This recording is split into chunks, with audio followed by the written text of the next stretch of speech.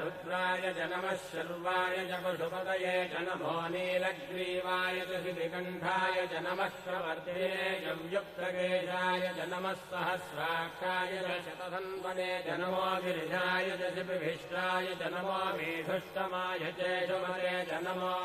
ह्रस्वाय च वामनाय च नमो बृहते च वर्षीयते च नमो वृद्धाय च संवृद्धने च नमो अग्र्याय च प्रथमाय च नम आशवे चाजिराय च नमः शीघ्रियाय च शीघ्राय च नम ऊन्याय चावस्रन्याय च नमः स्रोतस्याय च द्वीत्याय च नमो